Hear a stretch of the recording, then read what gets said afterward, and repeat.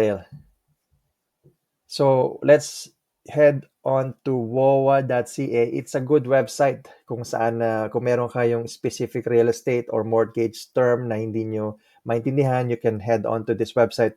Maganda po siyang reference para dito sa paghahanap ng mga terms na ito. So power of sale is it happens pagka hindi na tayo nagbayad ng mortgage natin and we default on our loan.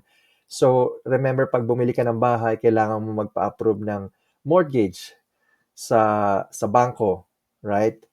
At yung bangko has the right to sell your property once na hindi ka na makabayad. And did you know na isa sa mga obligasyon natin as a homeowner is magbayad ng property taxes? And kapag hindi ka nagbayad ng property tax, the bank can also start to or proceed sila para ibenta yung bahay mo under power of sale or foreclosure. So ano yung difference ng foreclosure versus power of sale? So sa foreclosure, it's a lengthy process and the borrower does not receive any profits from the sale. The borrower is no longer responsible for the remaining mortgage amount. While sa power of sale, quick process siya, the borrower can receive any profits from the sale.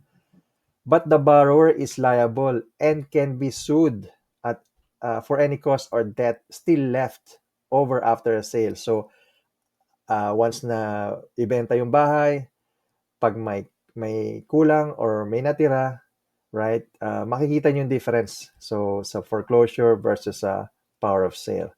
Now, also, one good thing to remember, ang foreclosure is applicable sa Quebec, British Columbia, Alberta, Manitoba, Saskatchewan, Nova Scotia, and the three territories.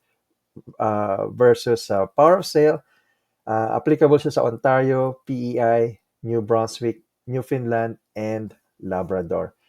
So if you have any more other questions regarding dito sa real estate, sa power of sale, or any other matters regarding this, just feel free to contact me at any time, 416-670-8598, or send me a quick message or text message.